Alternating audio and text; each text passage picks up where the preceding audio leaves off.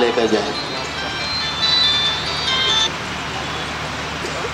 اب میں بغیر کسی تاخیر کے ہم سب کے مقروم مکرم شیخ طریقت حضرت مولانا محمد عمر محفوظ رحمانی صاحب دامت برکاتہم سے گزارش کرتا ہوں آپ تشریف لائیں اور اپنے ارشادات عالیہ سے ہم سب کو مستفیض فرمائیں۔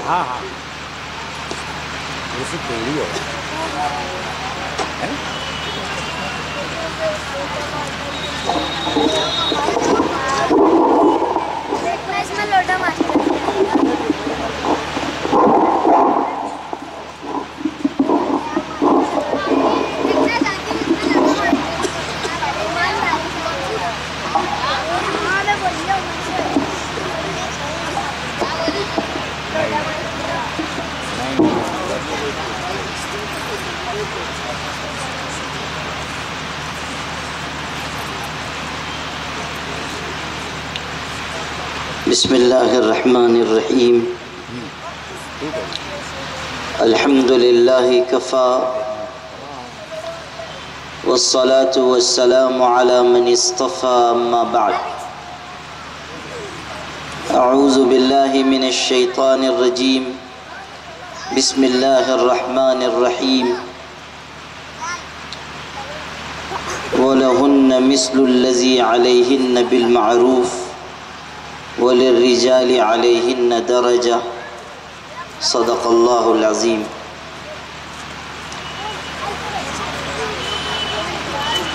اس جلسے کے صدر حاجی عبداللطیف صاحب،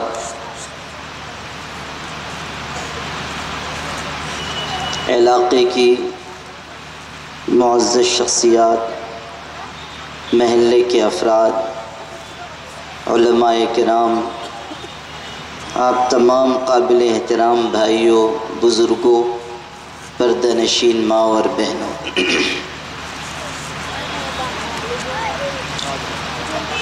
سب سے پہلے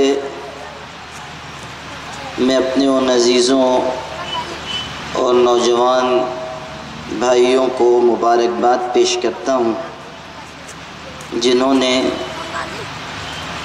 آج یہ پروگرام رکھا ہے۔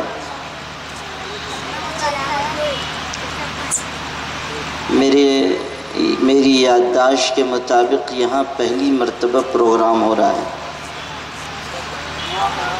اور ویسے بھی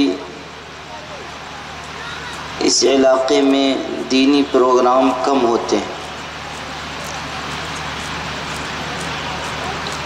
چونکہ یہ ہمارا علاقہ ہے، ہمارا محلہ ہے۔ ہم سب کی ذمہ داری ہے کہ یہاں دین کو عام کرنے اور دین کی باتیں لوگوں تک پہنچانے کی ہم پوری کوشش کریں۔ میں مبارکباد بھی پیش کرتا ہوں اور دعا دیتا ہوں کہ اللہ تعالیٰ اس جلسے کا انتظام کرنے والے ہمارے تمام ساتھیوں کو قبول فرمائیں۔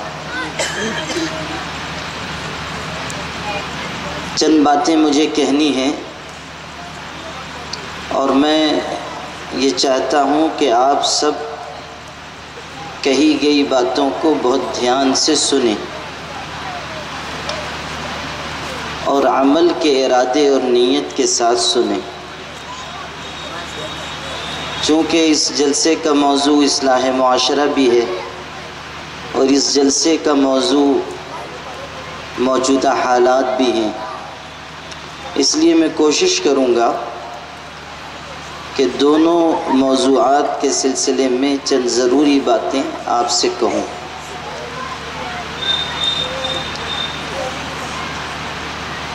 اللہ پاک نے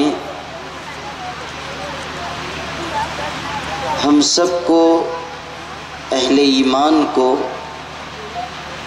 زندگی گزارنے کا ایک نظام عطا فرمایا ہے، اور وہ نظام بہت خوبصورت ہے۔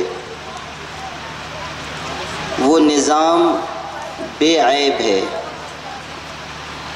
وہ نظام پاکیزہ ہے، اور وہ نظام تمام پہلو کے اعتبار سے مفید ہے۔ اللہ پاک نے جو نظام عطا فرمایا ہے اس میں کہیں کسی بھی شخص کو انگلی رکھنے کی بھی گنجائش نہیں۔ دنیا میں بھی قانون بنتے ہیں، دنیا میں بھی نظام بنتے ہیں، لیکن دنیا کے قانون اور دنیا کے نظام میں غلطیاں ہوتی ہیں، عیب ہوتے ہیں،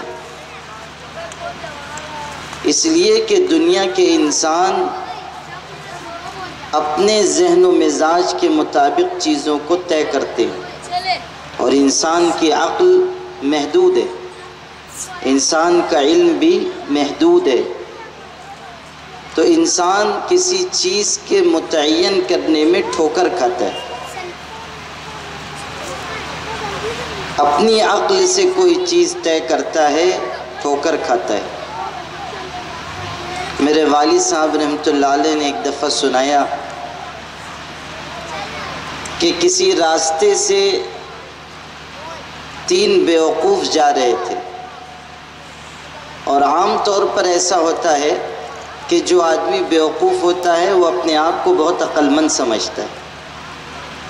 عام طور پر جو بیوقوف ہوتا ہے نا، وہ یہ سمجھتا ہے کہ میں بہت عقل مند ہوں، اور اسی لیے زیادہ عقل مند انسانوں سے ڈر لگتا ہے۔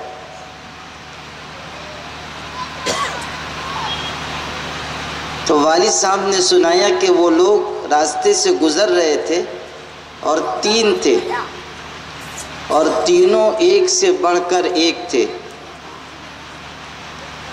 راستہ چلتے ہوئے انہوں نے دیکھا کہ ایک بہت اونچا مینار ہے، کسی مسجد پر، کسی عمارت پر مینار رہا ہوگا، اور بہت اونچا۔ تو تینوں آپس میں بات چیت کرنے لگے کہ اتنا اونچا مینار کیسے بنا؟ انسان تو 5-6 فٹ کا ہوتا ہے، یہ مینار تو 200-250 فٹ کا ہے، اتنا اونچا کیسے مینار بنایا 6 فٹ کے انسان نے؟ اس پر وہ آپس میں بات کرنے لگے۔ تو ان میں سے ایک نے کہا کہ اتنا اونچا مینار اس لیے ہے کہ اس کے بنانے کا جو دور تھا، یعنی جس زمانے میں یہ بنا، اس زمانے میں انسان بھی اتنے ہی اونچے ہوتے تھے، آج کا تھوڑی ہے۔ جس زمانے میں انسان بھی اتنے ہی اونچے اونچے ہوتے تھے، اس زمانے کا مینار ہے، اس لیے اتنا اونچا ہے۔ دوسرے نے کہا چپ رہ، تو بیوقوف ہے۔ اصل بات یہ ہے کہ اس مینار کو پہلے زمین پہ بنایا گیا تھا، اس کے بعد اس کو کھڑا کر دیا گیا۔ زمین پہ بنائے تھے اور پھر اس کو کھڑا کر دیا، اس لیے اتنا اونچا ہے۔ اب تیسرے کی باری آئی، جو ان دونوں کا بھی امام تھا۔ وہ کہتے ہیں نا شیر کو سوا شیر، تو وہ سوا شیر والی مخلوق، اس نے کہا تم دونوں بیوقوف ہو۔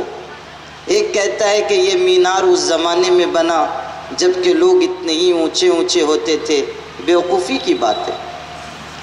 دوسرا کہہ رہا ہے کہ یہ زمین پہ بنایا گیا تھا، اس کے بعد اس کو کھڑا کر دیا گیا، یہ بھی بیوقوفی کی بات ہے۔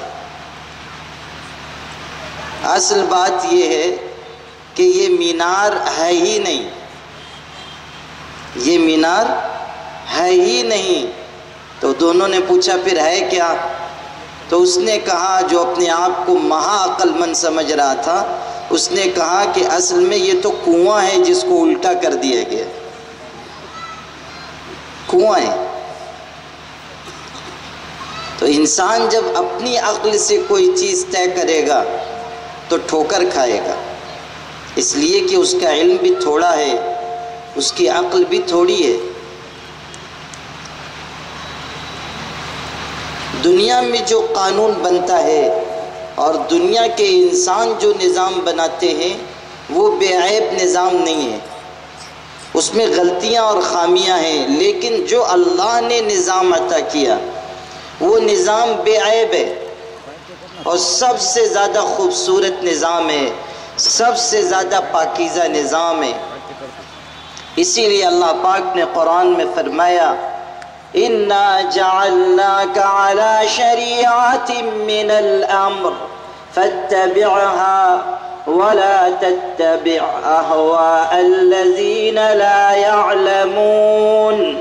ارشاد فرمایا کہ اے پیغمبر، ہم نے آپ کو ایک طریقے پر، ایک راستے پر، ایک شریعت پر، ایک نظام پر ڈال دیا ہے۔ آپ اس نظام کی پابندی کیجئے، اس راستے پر چلیے، اس طریقے پر چلیے۔ فَاتَّبِعْهَا وَلَا تَتَّبِعْ أَهْوَاءَ الَّذِينَ لَا يَعْلَمُونَ۔ جو لوگ نہیں جانتے، جو عقل نہیں رکھتے، جو علم نہیں رکھتے، جن کے پاس سمجھ نہیں، جن کے پاس شعور نہیں، جن کے پاس مضبوط سوچنے سمجھنے کے وسائل نہیں، ان کے راستے پر آپ نہ چلیے، ان کی اتباع نہ کیجیے، ان کی پیروی نہ کیجیے، ان کی تقلید نہ کیجیے۔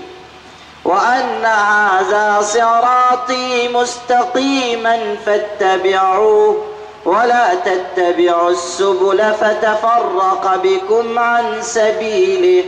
ارشاد فرمایا کہ یہ ہمارا سیدھا راستہ ہے، دین کا راستہ، شریعت کا راستہ، اللہ تعالیٰ کے عطا کیے ہوئے نظام، یہ اللہ تعالیٰ کا دیا ہوا راستہ اور طریقہ ہے۔ اس کی پیروی کرو، اس شریعت پر چلو، اس دین کو اختیار کرو، اس نظام کو اپنی زندگی میں لاؤ۔ وَلَا تَتَّبِعُوا السُّبُلَ فَتَفَرَّقَ بِكُمْ عَنْ سَبِيلِهِ۔ اور دائیں بائیں کے راستوں پہ نہ جاؤ، پگڈنڈیوں پہ نہ چلو، اللہ تعالیٰ کے دین کو چھوڑ کر دائیں اور بائیں اور آگے اور پیچھے نہ دیکھو، اور دنیا کے بنائے ہوئے نظام اور دنیا کے انسانوں کے مقرر کردہ قوانین، اس میں دلچسپی نہ لو، ورنہ یہ طریقے، یہ راستے تم کو اصل راستے سے دور کر دیں گے، اللہ کے دین سے دور کر دیں گے، اللہ کی شریعت سے دور کر دیں گے۔ تو اللہ نے جو نظام عطا کیا وہ سب سے پاکیزہ نظام ہے۔ ہمیں ہزار بار شکر ادا کرنا چاہیے کہ اللہ تعالیٰ نے ہمیں ایمان والا بنایا، ہمیں مسلمان بنایا، ہمیں شریعت اسلامیہ عطا فرمائی جو سب سے خوبصورت شریعت ہے۔ اللہ نے وہ پاکیزہ نظام دیا جس کے مقابلے میں کوئی نظام نہیں۔ اللہ نے وہ خوبصورت کتاب ہمیں عطا فرمائی جس کتاب کے مقابلے میں کوئی کتاب نہیں۔ لا يأتيه الباطل من بين يديه ولا من خلفه تنزيل من حكيم حميد۔ اللہ نے وہ کتاب عطا کی، وہ قرآن پاک دیا کہ جھوٹ اور باطل اس میں دائیں سے اور بائیں سے اور آگے سے اور پیچھے سے کہیں سے داخل نہیں ہو سکتا۔ یہ زبردست قابل تعریف اللہ کا اتارا ہوا کلام ہے قرآن پاک۔ اور اللہ نے ہماری رہنمائی کے لیے ہمیں وہ پیغمبر عطا فرمایا جو اس دنیا کے انسانوں میں سب سے باعظمت انسان ہے۔ اللہ نے وہ پیغمبر دیا جن کی زندگی پاکیزہ ترین زندگی ہے، جو شرم و حیا والے، دنیا کے انسانوں میں سب سے زیادہ وقار والے، سب سے زیادہ انسانوں کو نفع پہنچانے والے، تمام انسانیت کے سب سے بڑے محسن اور تمام دنیا کے انسانوں کے امام اور سردار، جن کے بارے میں فرمایا أَلَمْ نَشْرَحْ لَكَ صَدْرَكَ وَوَضَعْنَا عَنْكَ وِزْرَكَ الَّذِي أَنْقَضَ ظَهْرَكَ وَرَفَعْنَا لَكَ ذِكْرَكَ۔ اے پیغمبر، ہم نے آپ کے سینے کو کھول دیا، جو بوجھ آپ کے اوپر تھا اس کو ہم نے ہلکا کر دیا، اور آپ کے تذکرے کو ہم نے کائنات میں بلند کر دیا۔ سب سے زیادہ تذکرہ پوری کائنات میں اللہ کے بعد، اللہ کے ذکر کے بعد سب سے زیادہ ذکر، سب سے زیادہ تذکرہ اگر کسی کا ہوتا ہے تو ہمارے آقا حضرت محمد مصطفیٰ صلی اللہ علیہ وسلم ہے۔ تو وہ پیغمبر اللہ نے ہمیں عطا کیا جنہوں نے زندگی کے ہر حصے میں ہماری رہنمائی کی، کہیں ہمیں بے سہارا نہیں چھوڑا۔ اب ہماری ذمہ داری ہے کہ ہم اس پاکیزہ نظام پر عمل کریں، اس نظام کو ہم زندگی میں لائیں۔ افسوس کہ ہم مسلمانوں میں، ہماری زندگی میں، ہمارے معاشرے میں اللہ کے اس پاکیزہ نظام پر عمل کم سے کم تر ہو رہا ہے۔ ہم من کی چاہتوں کے پورا کرنے میں زیادہ مشغول ہیں، اللہ کے دیے ہوئے نظام، اللہ کی دی ہوئی ہدایات پر عمل بہت تھوڑا ہے۔ وقت نہیں ہے کہ میں ہر حصے کے بارے میں آپ سے عرض کروں، لیکن آپ کو میں بتاؤں کہ ایک نظام دیا گیا کہ انسان گھر میں کیسی زندگی گزارے، گھر میں کیسے رہے، بیوی کے ساتھ، بچوں کے ساتھ، والدین کے ساتھ، اپنے دوسرے رشتہ داروں کے ساتھ۔ ایک نظام ہے، دین کا ایک حصہ ہے۔ اللہ کا دین صرف یہ نہیں ہے کہ مسجد میں نماز پڑھ لو اور چھٹی ہو گئی، رمضان آئے اور روزے رکھ لو اور تم مسلمان ہو۔ اللہ کا دین صرف یہ نہیں ہے، اللہ کا دین یہ بھی سکھاتا ہے کہ گھر میں کیسے رہو۔ ہدایت دی گئی کہ ہر بڑا اپنے چھوٹے پر شفقت کرے، نرمی کا معاملہ کرے، ہر چھوٹا اپنے بڑے کی عزت کرے، اس کا احترام کرے۔ اولاد کو سکھایا گیا کہ وہ اپنے ماں باپ کی اطاعت کرے، ان کا حکم مانے۔ والدین کو حکم دیا گیا کہ وہ اپنی اولاد کی اچھی تربیت کریں۔ شوہر کو تاکید کی گئی کہ وہ بیوی کے ساتھ اچھا سلوک کرے، اور بیوی کو کہا گیا کہ وہ اپنے شوہر کو عظمت کا مقام دے، اس کی عزت کرے اور اس کا حکم مانے۔ یہ جو زندگی کا حصہ ہے، گھر کی زندگی، ہم اپنے آپ پر غور کریں کہ ہم میں سے کتنے لوگ ہیں جو زندگی کے اس مرحلے میں اللہ تعالیٰ کی ہدایت پر اور حضور پاک صلی اللہ علیہ وسلم کے طریقے پر عمل کرتے ہیں۔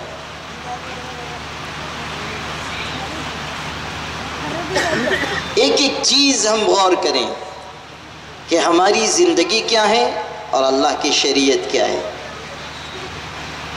نکاح اور شادی بیاہ کی تقریبات جو ہمارے یہاں ہو رہی ہیں، کیا وہ اللہ کی شریعت اور اللہ تعالیٰ کے پاک نبی صلی اللہ علیہ وسلم کی سنت کے مطابق ہیں؟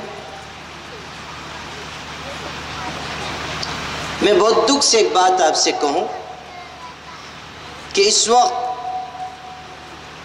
پوری دنیا کے مسلمان جس بے چینی، پریشانی اور سنگین صورتحال سے گزر رہے ہیں، اور خود اس ملک کے مسلمان،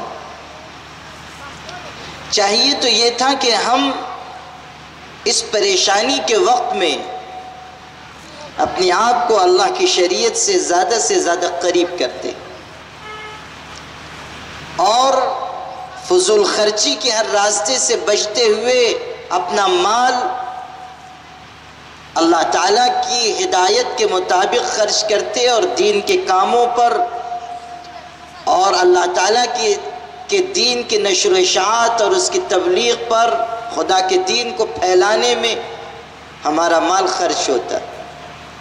غریبوں پر خرچ کرتے، یتیموں پر خرچ کرتے، بیواؤں اور مسکینوں پر خرچ کرتے، لیکن افسوس کہ ہمارا مال بھلے مقامات پر تو کم خرچ ہوتا ہے، لیکن نکاح اور شادی بیاہ کی تقریبات میں کتنا فضول پیسہ برباد کیا جاتا ہے۔ بمبئی میں ایک صاحب نے اپنی بیٹی کا نکاح کیا، مسلمان، بظاہر دیندار بھی۔ آپ کو سن کر حیرت ہوگی کہ انہوں نے اپنی بیٹی کو رخصت کرنے کے لیے اپنے گھر سے سسرال بھیجنے کے لیے اس گاڑی کا انتظام کیا جس گاڑی پر امریکی صدر نے دورہ کیا تھا۔ امریکی صدر آیا تھا، آپ تصور کیجئے وہ کتنی قیمتی گاڑی پر گھوما پھرا ہوگا۔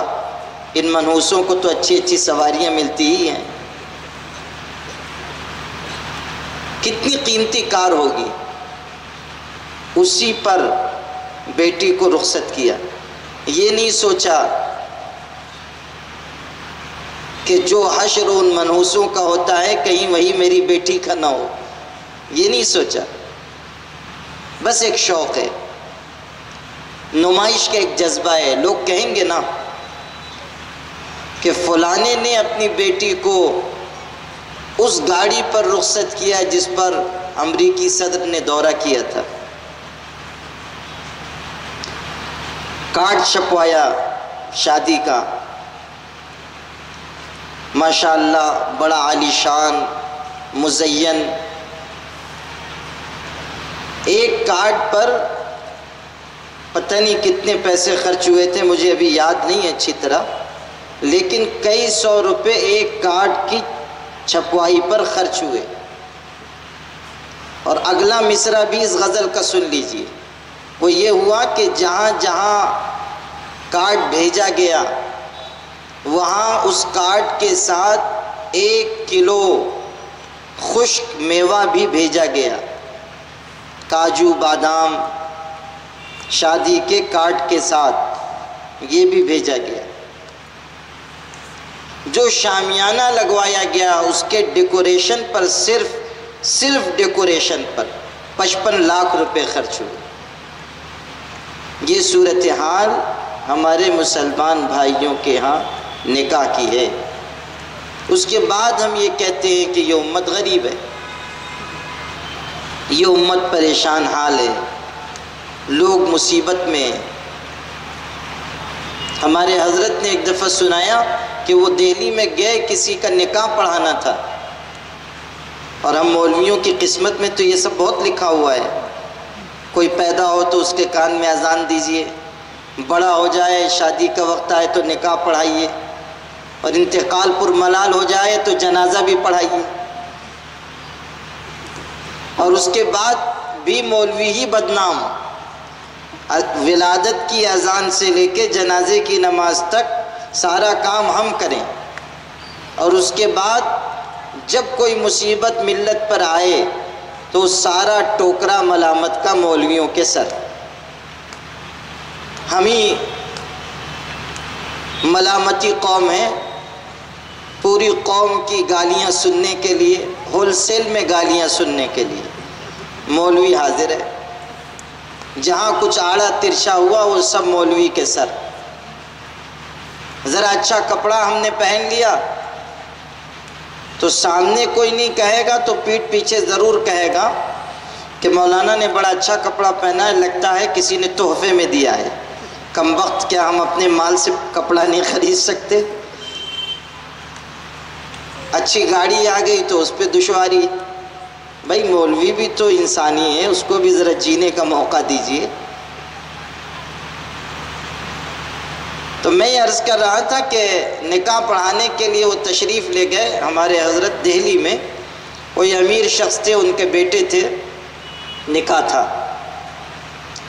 اب یہ گئے، نوشا میاں تشریف لائے تو حضرت کی نظر پڑی کہ انہوں نے بڑی قیمتی گھڑی پہن رکھی ہے، چمک دمک رہی ہوگی گھڑی میں۔ تو حضرت کہتے ہیں کہ میرا اندازہ تو مولوی والا اندازہ تھا کہ 20-25 ہزار کی ہوگی، اور یہ بھی بہت قیمتی ہے، تو ان کو ٹوکنا چاہیے کہ یہ غلط ہے۔ تو میں نے ان سے کہا کہ صاحبزادے آپ نے بہت قیمتی گھڑی پہن لی، کتنے میں خریدی ہے؟ تو بیچارے شرماتے شرماتے کہنے لگے کہ حضرت کچھ زیادہ کی نہیں ہے، صرف 12 لاکھ روپے کی ہے۔ جو 20-25 ہزار ان کا اندازہ تھا جس گھڑی کے بارے میں، فرمایا کہ صرف 12 لاکھ روپے کی ہے۔ اور چونکہ آپ آنے والے تھے اور مجھ کو معلوم تھا کہ آپ ٹوکیں گے، اس لیے میں نے 12 لاکھ والی لی، ورنہ میں 51 لاکھ والی لے رہا تھا۔ آپ آنے والے تھے اس لیے صرف 12 لاکھ والی لی، صرف 12 لاکھ۔ آپ تصور کیجئے 12 لاکھ روپے کی گھڑی ایک طرف، اور امت کی کتنی بیٹیاں ہیں جو 10-12 ہزار نہ ہونے کی وجہ سے گھروں میں بیٹھی ہوئی ہیں، ان کے نکاح کا انتظام نہیں ہوتا۔ کتنی بچیاں ہیں شادی کی عمر گزر جاتی ہے، اب ان کے نکاح کی کوئی امید بھی نہیں، صرف اس وجہ سے کہ ان کے ماں باپ غریب ہیں۔ حیدرآباد میں وہاں کی ایک مسلم تنظیم نے سروے کیا، حیدرآباد میں مشہور شہر ہے اور وہاں بہت ہی مہنگی شادیاں ہوتی ہیں، بہت مہنگی، 20-20 25-25 لاکھ میں ایک دن رات کے لیے ہال بک کروائے جاتے ہیں، اور امیر ہوں تو 50 لاکھ میں۔ کھانے جب تک 7 قسم کے 12 قسم کے بنیں گے نہیں، شادی ہوتی ہی نہیں۔ اس کا نتیجہ یہ ہے کہ وہاں کی ایک تنظیم نے سروے کیا تو معلوم یہ ہوا کہ حیدرآباد میں لگ بھگ 1 لاکھ مسلمان بچیاں اور لڑکیاں ایسی ہیں، لڑکیاں کیا کہیے عورتیں ہو گئیں، جو 35-40 سال کی عمر کو پہنچ گئیں لیکن ان کا نکاح نہیں ہوا۔ 1 لاکھ۔ آپ سوچئے کہ ان کے بے نکاحے بیٹھے رہنے میں کیا اس امت کی فضول خرچی کا ہاتھ نہیں ہے؟ ہم نے ایک معیار قائم کر دیا مہنگے نکاح کا، بہت سارے لوگ اس کی استطاعت رکھتے ہیں، بہت سارے لوگ نہیں کر سکتے، ان پر مصیبت آئے گی۔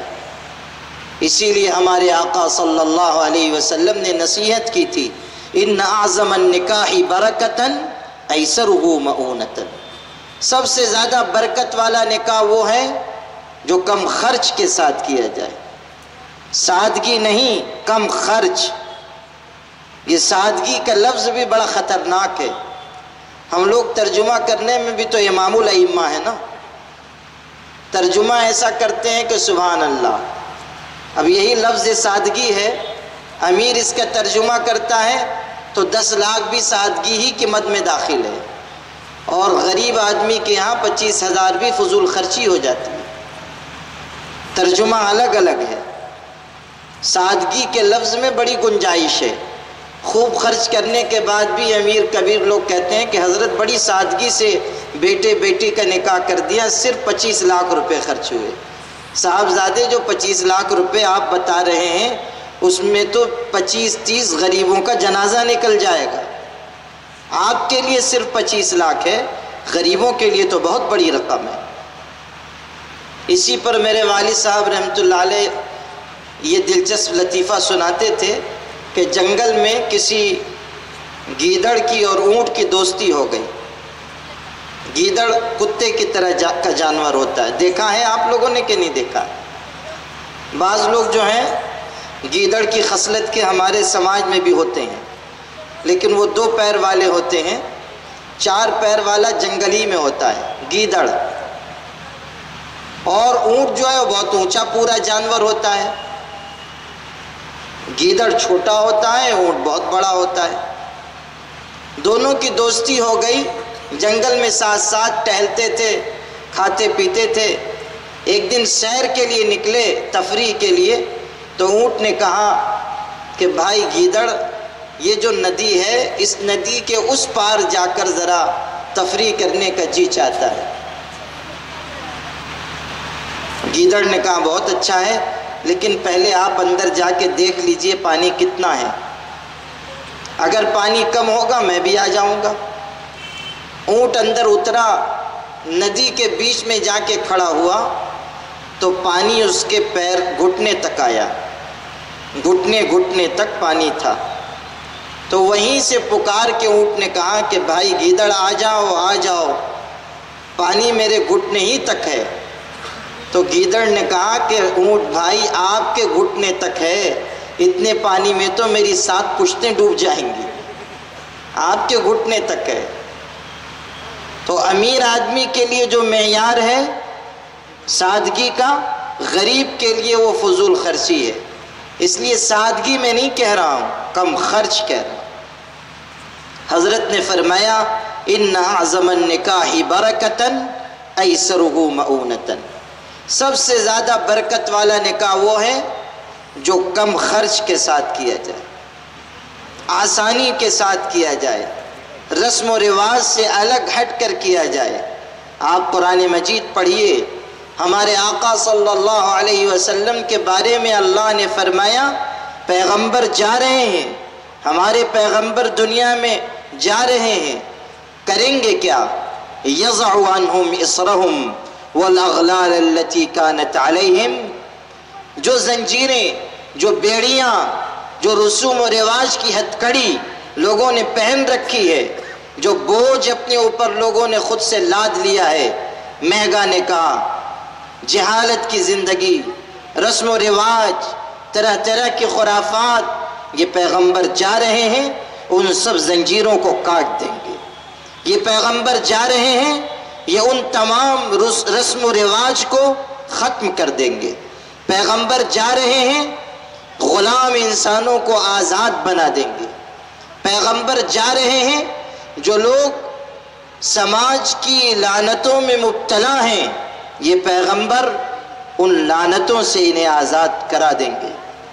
اور سلام ہو ہمارے آقا حضرت محمد صلی اللہ علیہ وسلم پر کہ آپ آئے دنیا میں، آپ نے رسم کا خاتمہ کیا، رواج کو مٹایا، جاہلیت کو دفن کر دیا، ایک پاکیزہ نظام عطا کیا، سادگی کا نظام، آسانی کا نظام، عافیت کا راستہ وہ عطا فرمایا۔ لیکن افسوس کہ جیسے جیسے زمانہ گزرتا جا رہا ہے ہم اس نظام سے الگ ہوتے جا رہے ہیں۔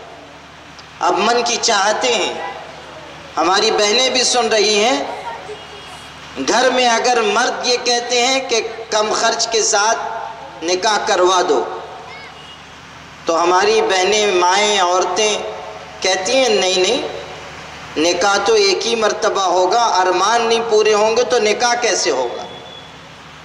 ارمان پورے کیے جائیں۔ پورے گھر کے مرد ایک طرف، بڑی بھی ایک طرف، اور ماشاءاللہ عورتیں اتنی زبردست ہیں ہمارے یہاں کہ سارے مردوں کی بولتی بند ہو جاتی ہے اور سکہ جو ہے وہ رانی ہی کا چلتا ہے، انہی کی بات مانی جاتی ہے، انہی کی بات تسلیم ہوتی ہے۔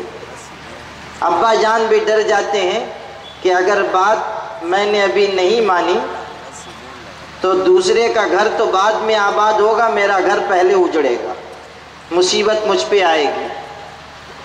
اور ماشاءاللہ ہمارے شہر میں، ہمارے سماج میں سعادت مند شوہروں کی کوئی کمی نہیں، اتنے سعادت مند ہوتے ہیں ماشاءاللہ کہ بیوی کہے بیٹھ جاؤ تو یہ لیٹ جاتے ہیں، اور وہ کہے کہ بیٹھ جاؤ تو اٹھ کے کھڑے ہو جاتے ہیں۔ سعادت مند شوہر، سعادت مند اولادیں ملے نہ ملے، سعادت مند شوہر تھوک کے حساب میں مل جائیں گے۔ گھر کے باہر آئیں گے تو معلوم ہوگا کہ ان کی حکومت گھر میں ہے، بڑے روب داب کے آدمی ہیں، پورے خان صاحب نظر آتے ہیں، لیکن گھر میں حالت یہ ہے کہ جو کہا گیا، جو فرما دیا گیا، جو ارشاد جاری ہو گیا، ہم اس ارشاد کی پابندی اس طرح کریں گے جیسے کہ کوئی وحی اتاری گئی ہے، بالکل تابع فرمان۔ تو عورتیں مجبور کر دیتی ہیں خلاف شریعت کاموں کے لیے۔ ہماری بہنوں کو سمجھنا چاہیے اس کا بہت بڑا وبال ہوگا، بہت بڑا وبال ہوگا۔ اللہ کے دین پر اگر لوگ چلنا چاہتے ہیں اور عورتیں رکاوٹ بنیں، قیامت کے دن پکڑی جائیں گی، قیامت کے دن انہیں جواب دہ ہونا پڑے گا۔ رسم و رواج کی پابندی اور اس کے بڑھنے میں، پھیلنے میں بہت بڑا ہاتھ عورتوں کا ہوتا ہے۔ اس لیے ہماری بہنیں ہر رسم و رواج کو سمجھیں اور اسے روکیں۔ ہماری بہنیں ارادہ کریں کہ رسم و رواج ہم اپنی زندگی سے، اپنے گھر سے، اپنے معاشرے سے نکالیں گے، یقین مانیے اگر ہماری بہنوں نے یہ عزم کر لیا تو رسم و رواج کا خاتمہ کچھ بھی مشکل نہیں۔ تو نکاح کے سلسلے میں ہدایت ہے کم خرچ کے ساتھ کیا جائے۔ پھر نکاح کے بعد اب زندگی گزارنی ہے، کہا گیا کہ اچھی زندگی گزارو، اخلاق برتو، برداشت پیدا کرو، شوہر بھی سمجھے، بیوی بھی سمجھے، اور مل جل کر اچھی اور پاکیزہ زندگی گزاری جائے۔ اللہ پاک نے کتنا بہترین نظام دیا، بیوی کو بھی سمجھایا کہ تمہارا شوہر عظمت والا ہے، اور شوہر کو بھی کہا کہ اس نشے میں نہ آ جانا کہ ہم تو حاکم ہیں، ہم تو زبردست ہیں، ہم تو طاقتور ہیں۔ قرآن مجید میں فرمایا وَلَهُنَّ مِثْلُ الَّذِي عَلَيْهِنَّ بِالْمَعْرُوفِ وَلِلرِّجَالِ عَلَيْهِنَّ دَرَجَةٌ، جس طرح کا حق شوہر کا بیوی پر ہے اسی طرح کا حق بیوی کا شوہر پر ہے۔ البتہ اللہ تعالیٰ نے گھر کا نظام چلانے کے لیے شوہر کو ایک درجے کی فضیلت دی ہے، ذرا برتری عطا کی ہے۔ جیسے دنیا میں ہوتا ہے کہ ایک دفتر ہے، اس میں ایک آدمی کلرک ہے، ایک چپراسی ہے، اور ایک فلاں ہے، اور ایک فلاں ہے، اور پھر اس پر آفیسر ہے، اور پھر اس پر بھی ایک آفیسر ہے۔ کیوں ہے یہ نظام؟ تاکہ دفتر چل سکے۔ بڑا آفیسر پورے نظام کو اپنی نگرانی میں چلا سکے۔ بڑے آفیسر کو اگر کوئی درجہ ملا ہے اس لیے نہیں کہ وہ ظلم کرے، اس لیے نہیں کہ وہ منمانی کرے، اس لیے نہیں کہ وہ زیادتی کرے، اس لیے تاکہ وہ نظام کو چلا سکے، اس لیے اس کو اختیار دیا گیا ہے۔ اور اسی طرح شوہر کو بھی جو اختیار ہے، جو ذرا برتری ہے، وہ اس لیے ہے تاکہ نظام گھر کا چل سکے۔ اس لیے نہیں ہے کہ شوہر یہ سمجھے کہ بس اب ہمارے علاوہ کوئی نہیں، اب ہمارا حکم چلے گا، ہم جو کہیں گے وہ ہوگا۔ یہ صحیح نہیں ہے۔ دونوں کو سمجھایا گیا، بیلنس برابر رکھا گیا۔ اگلی بات کہتا ہوں، اگر زندگی اچھی گزر رہی ہے سبحان اللہ، اگر خدا نخواستہ شوہر اور بیوی کے ذہن میں کچھ فاصلہ ہے، بیوی کا مزاج کچھ ہے، شوہر کا مزاج کچھ ہے، نکاح ہو گیا، اب نبھ نہیں پا رہی ہے، شوہر کہتا ہے آم، بیوی کہتی ہے املی، شوہر کا مزاج ہے بہت غصے والا، بیوی ہے بہت برداشت کرنے والی، لیکن وہ بھی کب تک برداشت کرے؟ دن دو دن کا مسئلہ تو ہے نہیں، پوری زندگی کا معاملہ ہے۔ بعض لوگ ہوتے ہیں اس مزاج کے۔ ایک صاحب مجھ سے کہنے لگے کہ حضرت میرا بڑا دبدبہ ہے گھر میں، مجھے سے کہنے لگے، آپ کو سن کے حیرت ہوگی، مجھ سے کہتے تھے بڑا دبدبہ ہے، اور میں سو کے اٹھتا نہیں ہوں کہ اس سے پہلے میری بیوی برش لے کر میرے بستر کے سرہانے کھڑی رہتی ہے، یعنی بالکل تابع فرمان ہے، اور خوب غصہ کرتا ہوں اس لیے میرے اٹھنے سے پہلے وہ موجود رہتی ہے۔ وہ سمجھ رہے تھے کہ مجھ پہ بھی کچھ اثر پڑے گا ان کے روب دبدبے کا۔ میں نے کہا کہ آپ کے بارے میں اب تک میری رائے یہ تھی کہ آپ انسانوں کی جماعت سے ہیں، آج پتہ چلا کہ آپ برازیل کے جنگل سے تشریف لائے ہیں۔ یہ انسانوں کا طرز عمل ہے، یہ انسانوں کے رہن سہن کا طریقہ ہے۔ بیوی نوکرانی نہیں ہے، عورت ملازمہ نہیں ہے، اور اللہ نہ کرے کہ اس بات کا کوئی غلط اثر پڑے، لیکن مسئلہ یہی ہے کہ بیوی پر کھانا بنانے کی ذمہ داری نہیں ہے، شریعت نے یہ کام اس کے ذمہ نہیں رکھا ہے۔ اگر کسی دن بیوی یہ فیصلہ کر لے کہ کھانا میں نہیں بناؤں گی، تو شریعت کے اعتبار سے یہ حکم ہے کہ شوہر اپنے کھانے کا بھی انتظام کرے اور اپنی بیوی کے بھی کھانے کا انتظام کرے۔ اکیلے اپنے کھانے کا انتظام نہیں، بیوی کے لیے بھی کھانے کا انتظام، کھانا بنانے والا رکھے یا کہیں سے بنا بنایا کھانا منگوائے، یہ حسن سلوک ہے بیوی کا کہ وہ کھانا بنا کر دے رہی ہے، یہ اس کا فرض نہیں، شریعت نے یہ ضابطہ رکھا ہے۔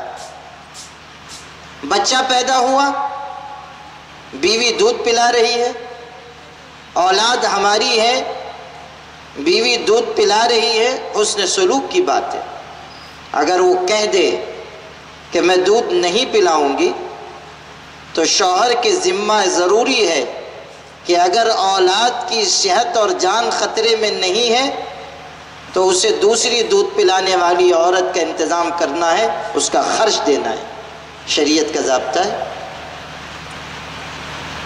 اور اس سے اگلی تفصیلات میں نہیں بیان کروں گا ورنہ گھر لوٹ کے آپ سب کو دشواری ہوگی، اس لیے عافیت اسی میں ہے کہ زیادہ تفصیل نہ بیان کروں، یہ ایک دو اس لیے کہہ دی ہیں تاکہ آپ بھی سمجھیں کہ ہمارے گھر میں عورتیں جو کام کر رہی ہیں وہ اپنی ذمہ داری سے بڑھ کر رہی ہیں، اور یہ ان کا حسن سلوک ہے۔ عام طریقے پر جو جھگڑے کھڑے ہو جاتے ہیں لوگ، ہم لوگوں تک بھی مسائل لے کر آتے ہیں، اس میں کیا ہوتا ہے؟ عام طریقے پر کیا ہوتا ہے؟ ناشتہ وقت پہ نہیں بناتی،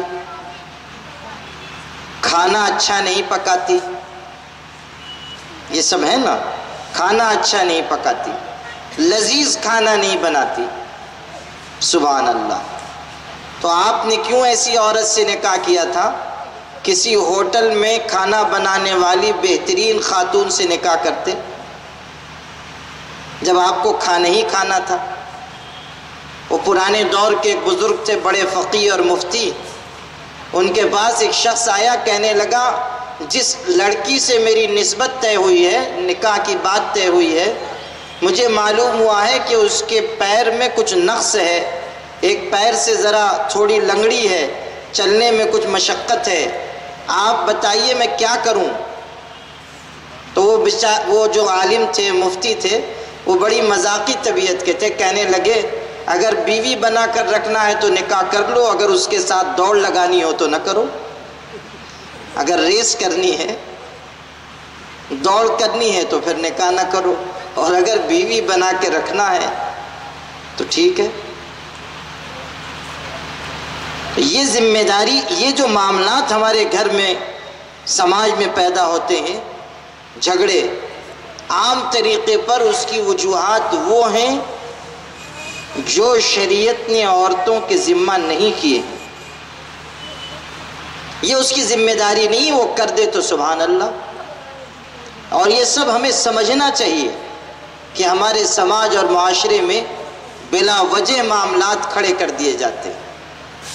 حسن سلوک دونوں طرف ہو، بیوی بھی حسن سلوک کرے، شوہر بھی حسن سلوک، اور اگر ذہن نہیں مل سکا، تال میل نہیں ہو سکا، آپس میں ایک دوسرے سے ذہن ہم آہنگ نہیں ہے، ملتا جلتا نہیں ہے، تو شریعت نے نظام بنایا، طریقہ سکھایا کہ پھر شوہر اپنی بیوی کو الگ کر دے،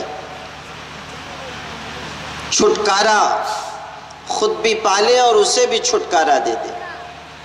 ہو سکتا ہے کہ ان دونوں کا مزاج نہیں ملا، اب یہ مرد کہیں اور نکاح کرے، اس کے مزاج کی عورت مل جائے، یہ بیوی جو اب تک اس کی بیوی تھی اب نکاح سے نکل گئی، طلاق کے بعد وہ کسی اور مرد سے نکاح کر لے، ہو سکتا ہے ان دونوں کا ذہن مل جائے، وہ اچھی زندگی گزارے، تو طلاق کا نظام رکھا گیا کہ اب جب نہیں نباہ ہو سک رہا ہے تو پھر آپ یہ کیجئے کہ اپنا راستہ الگ کر لیجئے، آپ ایک طرف چلے جائیے، بیوی دوسری طرف، وہ افسانہ جسے انجام تک لانا نہ ہو ممکن، اسے ایک خوبصورت موڑ دے کر چھوڑنا اچھا، نہیں نپا رہی ہے راستے الگ کر لیجئے۔ اسی کو کہا طلاق مرتان فامساکم بمعروف او تسریح بإحسان۔ قرآن مجید پڑھو مسلمانوں، کیسا خوبصورت نظام اللہ نے دیا۔ فرمایا طلاق 2 دفعہ ہے۔ 2 دفعہ کا مطلب یہ نہیں ہے کہ 3 طلاق کا کوئی تصور ہی نہیں ہے، یہ 3 طلاق قرآن میں نہیں ہے۔ آج کل بہت سارے پیدا ہو جاتے ہیں، یہ تو سوشل میڈیا کا دور ہے نا، یہ واٹس اپ آج کل ایجاد ہو گیا ہے۔ میں اس کو سلسلہ عالیہ واٹسپیہ کہا کرتا ہوں۔ پہلے تصوف کے 4 ہی سلسلے تھے، چشتیہ، قادریہ، نقشبندیہ، سہروردیہ، یہ 5واں پیدا ہوا ہے، اور زیادہ تر لوگ اسی میں بیعت ہیں۔ جس کو دیکھیے وہ لے کے بیٹھا ہوا ہے رات کے 2 بجے تک، اور اسی میں مگن ہے، زندگی برباد، صحت تباہ، لگے ہوئے ہیں۔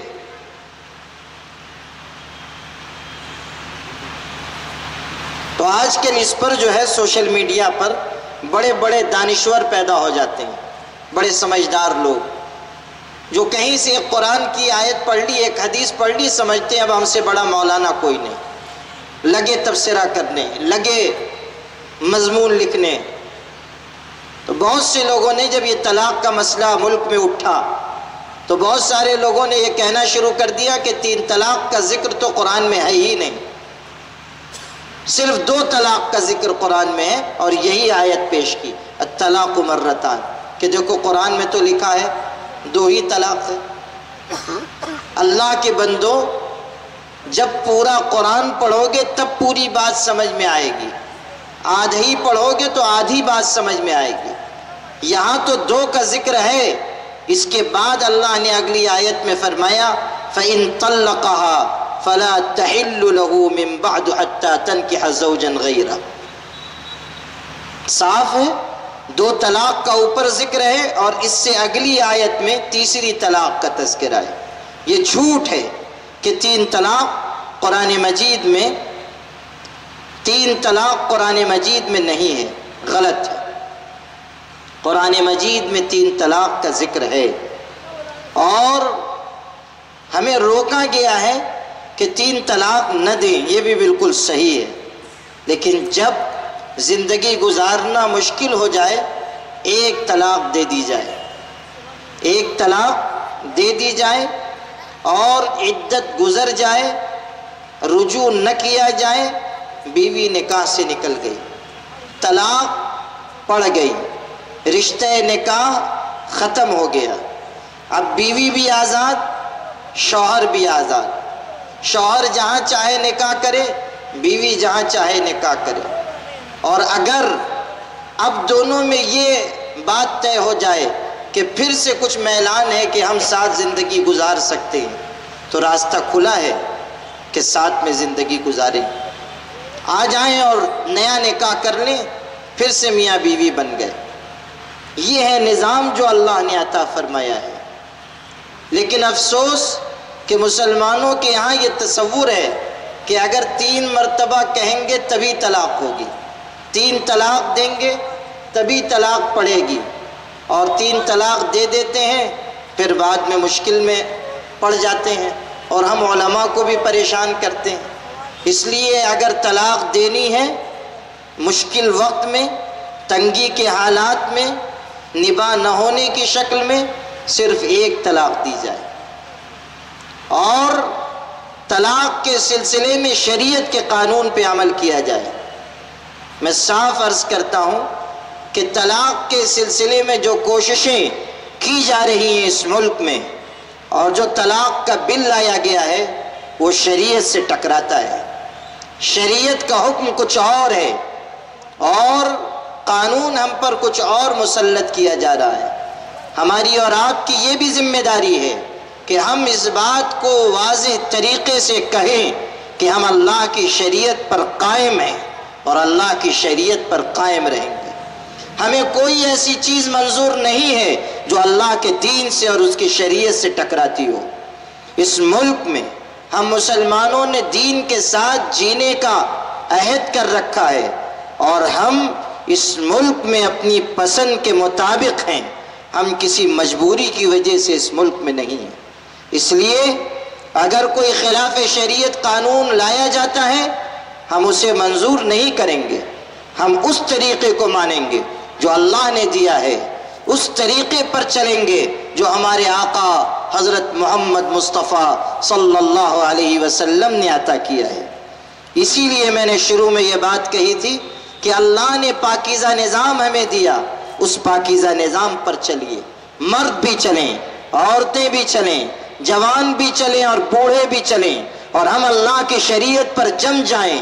شریعت کی حفاظت کا سب سے بنیادی ذریعہ اللہ کے دین پر چلنا ہے، اللہ کی شریعت پر جمنا ہے۔ اور یاد رکھیے گا، صبر کا مطلب یہ نہیں ہوتا کہ ہم چوڑی پہن کے گھر میں بیٹھ جائیں، صبر کا مطلب یہ ہے کہ ہم اللہ کے دین پر جم جائیں، اللہ کی شریعت پر جم جائیں، اور اس بات کا عزم رکھیں کہ ہم اللہ کے دین پر زندہ ہیں، اللہ کے دین پر مریں گے۔ کسی خوف کی کوئی ضرورت نہیں، کسی دباؤ کی کوئی ضرورت نہیں، اور کسی کے ڈرانے سے ڈر جانے کی ضرورت نہیں۔ ہمارا یقین اللہ پر ہے، ہمارا اعتماد اللہ کی ذات پر ہے، اور قرآن مجید میں صاف کہہ دیا گیا اِن ينصركم اللہ فلا غالب لکم، اگر اللہ تمہاری مدد کرے گا تم پر کوئی غالب نہیں آ سکتا۔ اسی اللہ کی ذات پر بھروسہ رکھیے اور ان مشکل حالات میں اللہ کے دین پر جم جائیے۔ یہی پیغام ہے ہمارے علماء کا، ہمارے بڑوں کا، all India Muslim personal law board کا۔ اللہ کرے کہ یہ باتیں ہم سب یہاں سے سن کر عمل کے ارادے کے ساتھ اپنے گھروں کو لوٹیں۔ اللہ پاک آپ کو اور تمام بہنوں کو جو دور نزدیک سے آئے ہوئے ہیں قبول فرمائے، اور ہم سب کو دین و شریعت پر آخری سانس تک جمے رہنے کی توفیق عطا فرمائے۔ وآخر دعوانا ان الحمد للہ رب العالمین۔ تقدیر کے پابند نباتات و جمادات، مومن فقط احکام الہی کا ہے پابند۔ ہم سب اللہ رب العزت سے دعا کرتے ہیں کہ حضرت والا نے جو اہم، قیمتی اور غیر قدر باتیں بیان فرمائی ہیں، اللہ تعالیٰ انہیں سمجھنے اور ان پر عمل کی توفیق ہم سب کو مرحمت فرمائے۔ ایک اعلان ہے، حضرت مولانا محمد عمر محفوظ رحمانی صاحب کی سرپرستی اور آپ کی ادارت میں گلشن نعمانی کے نام سے ایک رسالہ ہر مہینہ شائع ہوتا ہے، جس میں ملک کے اکابر علماء کرام کے نہایت اہم اور فکر انگیز مضامین ہوتے ہیں۔ یقیناً یہ دینی اور اصلاحی رسالہ ہر گھر کی بنیادی ضرورت ہے۔ اسٹیج کے قریب میں یہ رسالہ دستیاب ہے، 30 روپیہ قیمت ادا کر کے آپ اسے حاصل کر سکتے ہیں۔ آخر میں اللہ رب العزت کا شکر گزار ہوں، اور نوجوانان محلہ جعفر نگر کی جانب سے اس اجلاس میں تشریف لائے ہوئے تمام ہی معزز علماء کرام، مہمانان، تمامی سامعین اور خواتین اسلام کا بھی شکریہ ادا کرتا ہوں۔ اللہ تعالی ہم سب کی حاضری کو شرف قبولیت عطا فرمائے۔ حضرت والا سے گزارش کرتا ہوں دعا فرمائے۔ اللهم لك الحمد حتى ترضى ولك الحمد إذا رضيت ولك الحمد بعد الرضا۔ اللهم صل على سيدنا محمد وعلى آل سيدنا محمد وبارك وسلم۔ اللهم أنت السلام ومنك السلام، تباركت يا ذا الجلال والإكرام۔ اللهم إنا نستعينك على طاعتك يا رب العالمين۔ اللهم اغفر لنا ذنوبنا وإسرافنا في أمرنا وثبت أقدامنا وانصرنا على القوم الكافرين۔ اے پیارے اللہ، ہم سب کے گناہوں کو معاف فرما، خطاؤں اور لغزشوں سے درگزر فرما۔ اللہ ہم سب کو دین پر استقامت عطا فرما۔ اللہ بھلی باتوں پر چلنے کی توفیق عطا فرما، بری باتوں سے ہم سب کی حفاظت فرما۔ اللہ ہم سب کو اوقات کی حفاظت کرنے والا بنا۔ اللہ ہم سب کو نمازوں کا شوق، عبادت کا اہتمام نصیب فرما۔ اللہ ہم اس بات کا اعتراف کرتے ہیں کہ ہم گنہگار ہیں، خطا کار اور قصوروار ہیں، مگر اللہ آپ بخشنے والے ہیں، پالنہار ہیں۔ اپنے کرم سے ہم سب کے گناہوں کو معاف فرما، اللہ غلطیوں کو معاف فرما۔ دونوں جہانوں میں ہمیں کامیابی اور سرخروئی نصیب فرما، سربلندی اور عزت عطا فرما۔ اے اللہ ہم گواہی دیتے ہیں کہ عزت و ذلت کے مالک آپ ہیں، تمام تر اقتدار حکومت کے فیصلے آپ کے ہاتھ میں ہیں، آپ جب جو چاہیں کرنے پر قادر ہیں۔ اللہ آپ نے ہمیں بے شمار نعمتوں سے نوازا ہے، بے شمار احسانات فرمائے ہیں، آج تک ہم آپ کی نعمتوں کے سائے میں زندگی گزار رہے ہیں۔ جو کچھ ملا ہے آپ کے در سے ملا ہے، اور جو کچھ ملے گا آپ کے در سے ملے گا۔ اے باری تعالیٰ ہم سب کی ضرورتوں کو پورا فرما، غیب سے ہماری مدد فرما۔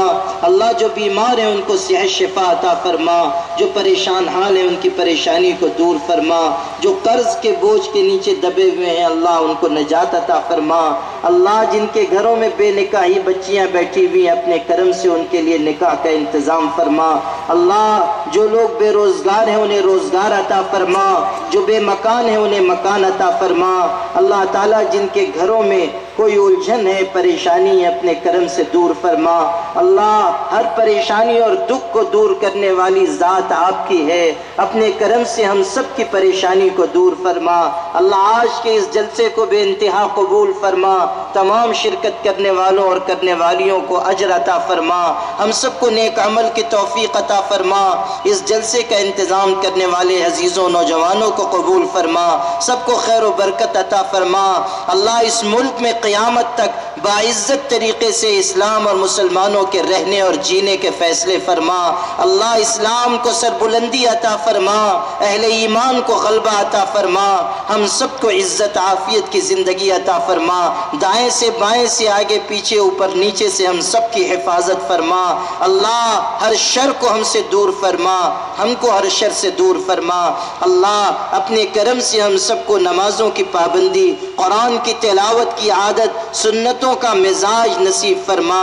اللہ ہم سب کو حضور پاک صلی اللہ علیہ وسلم کی کامل درجے کی محبت عطا فرما، ہماری دعاؤں کو اپنے کرم سے قبول فرما۔ سبحان ربک رب العزت عما یصفون وسلام علی المرسلین والحمد للہ رب العالمین۔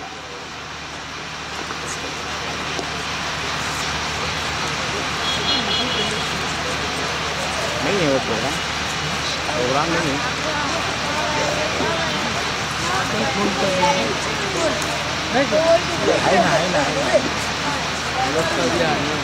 جاؤ جاؤ جاؤ جاؤ ارے جاؤ نا جلدی سے جاؤ نا، اس کو مفتی صاحب